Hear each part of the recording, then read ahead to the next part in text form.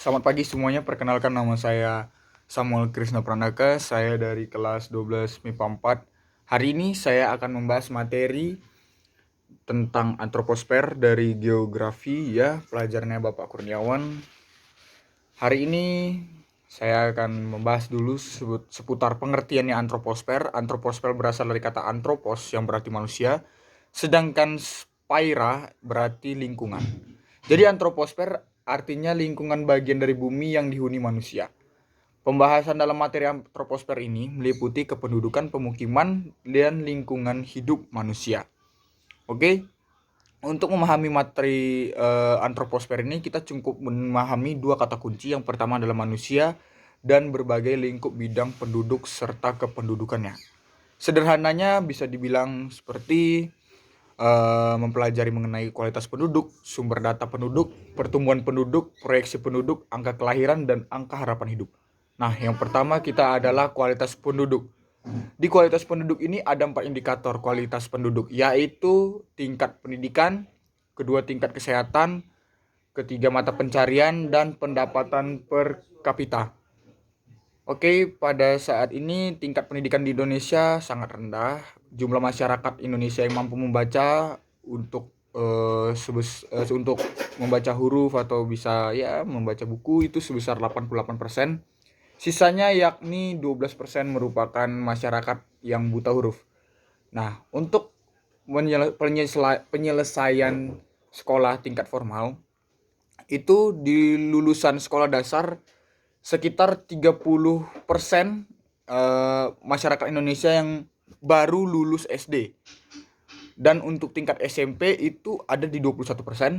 Dan untuk lulusan SMA itu di tingkat ya sekitar 30%, dan untuk perguruan tinggi sebesar 7%. Jadi ya minatnya kurang ya. Untuk sekolah, keadaan tersebut tentunya dipengaruhi oleh beberapa hal. Pertama, kesadaran masyarakat akan pentingnya pendidikan masih rendah. Kedua, pendapatan masyarakat yang masih rendah. Dan ketiga, sarana pendidikan yang masih belum merata. Seperti teman-teman kita yang mungkin berada di daerah pelosok, belum terjangkau ya, sekolahnya mungkin jauh. Untuk tingkat kesehatan, yang kedua, kita bisa melihat tinggi rendahnya kualitas kesehatan di suatu negara dari beberapa hal. Pertama, angka kematian kasarnya. Kedua, angka kematian ibu hamil atau saat melahirkan. Ketiga, angka kematian bayi. Keempat, umur seseorang. Dan kelima, ini yang terakhir ya, tingkat harapan hidup. Lalu tingkat kesehatan itu dipengaruhi beberapa faktor. Pertama, makanan dan gizi. Kita bisa tahu ya, banyak di Indonesia ini kita orang-orangnya ada yang kekurangan gizi atau pangan ya. Kedua, lingkungan. Oke, ada faktor-faktor lingkungan lainnya seperti dia tinggal di mana atau bagaimana keadaannya lingkungan di sana ataukah kurang baik. Dan yang ketiga, fasilitas kesehatan yang ada di sekitar kita. Dan yang terakhir, ketersediaan tenaga medis. Ya, ini sangat penting sekali ya untuk mengetahui eh, baik atau buruknya sebuah kesehatan di sebuah negara. Pada persoalan mata pencarian, mayoritas penduduk Indonesia memiliki mata pencarian di bidang pertanian. Terbesar di pertanian pangan, terkecil di perikanan. Jumlah petani gurem lebih banyak ya. Lalu untuk tenaga muda kurang terampil dan lapangan pekerjaan kurang banyak sehingga upah rata-rata itu sangat rendah ya. Itulah makanya tadi pentingnya tadi sekolah itu untuk menciptakan pemuda-pemuda yang terampil dan siap diterjunkan ke lapangan sehingga tidak ada lagi yang namanya upah itu rendah gitu.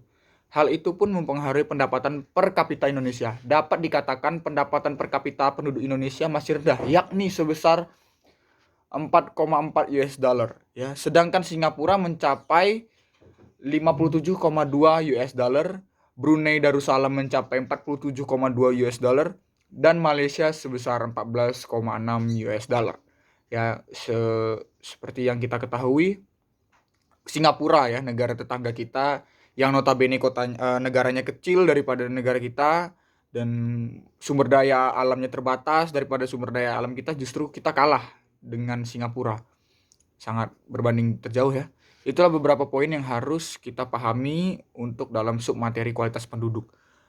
Adapun untuk mengetahui perkembangan per poin kualitas penduduk tersebut, kita dapat melihatnya di Badan Pusat Statistik ya, di BPS. Nah, lanjut poin kedua, sumber data penduduk. Nah, sumber data kependudukan dapat diketahui melalui beberapa hal. Pertama, sensus penduduk ya. Kedua, registrasi penduduk, dan terakhir survei penduduk. Sensus penduduk merupakan pencacahan jiwa penduduk yang dilakukan setiap 10 tahun sekali ya. Dan sensus ini secara de facto dan de jure, sensus de facto adalah sensus yang cara menghitung jumlah penduduknya yang berada di wilayah tersebut. Termasuk pendatang, ibaratnya dari RT ini berapa orang, terus ada berapa orang yang datang dari yang pindah atau yang pergi gitu ya kan. Secara de jure, sensus dengan cara menjumlah hitung penduduk yang benar-benar tinggal di wilayah tersebut dan pendatang tidak akan dihitung. Nah, jadi kalau ibaratnya ada yang baru-baru, misalnya dia baru pindah dari kota A ke kota B, terus ya itu mereka nggak dihitung. Berarti itulah secara de jure-nya. Metode sensus penduduk dua jenis, yaitu householder dan canvasser. Metode householder merupakan metode sensus di mana yang mengisi data kependudukannya adalah kepala keluarga. Dan metode canvasser merupakan metode sensus yang mengisi datanya adalah petugas sensus setempat ya. Dari setiap perwilayah, perlu diketahui fungsi dari sensus ada beberapa macam. Pertama, mengetahui jumlah penduduk dan perubahan jumlah penduduk. Kedua, penyebaran penduduk. Dan ketiga, kepadatan penduduk. Dan terakhir, komposisi atau susunan penduduk. Nah, inilah yang sampai saat ini kita ketahui ya, kenapa itu Jakarta padat itu karena mereka melakukan sensus penduduk. Nah, selanjutnya perihal registrasi penduduk memiliki definisi pencatatan resmi dari petugas pemerintah setempat, meliputi kelahiran, kematian, pernikahan, perceraian, pengangkatan anak, dan perpindahan penduduk. Dan poin terakhir dari sumber daya penduduk yakni survei penduduk memiliki pengertian pencacahan jiwa dengan sistem sampel dalam bentuk studi kasus dan dilakukan secara mendalam. Oke. Dan yang kita masuk ke poin ketiga, pertumbuhan penduduk. Pada submateri ini ada beberapa jenis penduduk, yaitu penduduk alami, pertumbuhan penduduk migrasi, pertumbuhan penduduk sosial atau total, jumlah penduduk akhir tahun, dan tingkat pertumbuhan penduduk. Masing-masing jenis tersebut memiliki rumus hitungannya masing-masing. Oke, yang pertama, rumus perhitungan penduduk alami yakni pertumbuhan penduduk alami sama dengan L kurang M. Ya. Rumus pertumbuhan penduduk migrasi yakni pertumbuhan penduduk migrasi sama dengan I kurang E. Rumus pertumbuhan penduduk sosial atau total yakni pertumbuhan sosial atau total sama dengan kurung buka L kurang M tutup kurung tambah buka kurung I kurang E tutup kurung.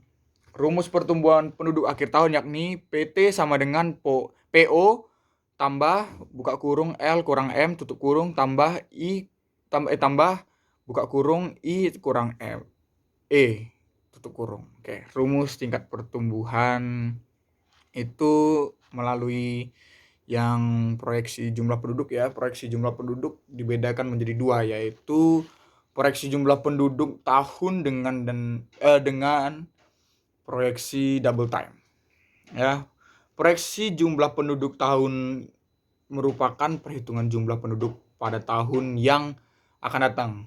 Jadi ibaratnya prediksinya ibaratnya gitu ya, jumlah yang akan datang. Untuk menghitungnya kamu harus menggunakan rumus-rumus yang ada di atas tadi ya. Dan kita masuk dalam yang keempat, angka kelahiran. Oke.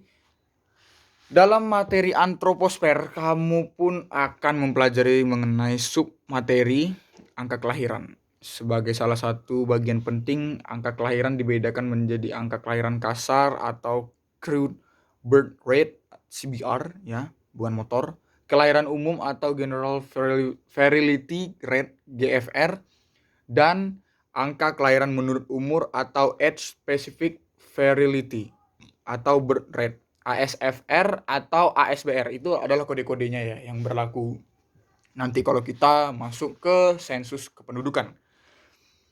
Angka kelahiran kasar merupakan jumlah kelahiran hidup dari 1.000 orang dalam 1 tahun. Angka kelahiran umum merupakan jumlah kelahiran hidup dari 1.000 wanita usia reproduksi 15-44 tahun dalam setahun.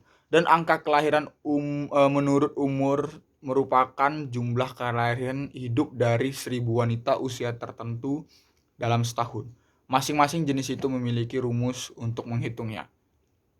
Oke, nanti kita bisa lihat dari yang tadi yang dijelaskan tadi ya.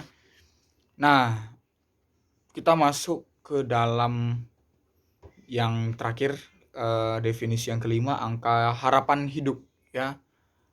Definisi dari angka harapan hidup adalah rata-rata jumlah tahun kehidupan atau perkiraan usia yang dapat dicapai seseorang.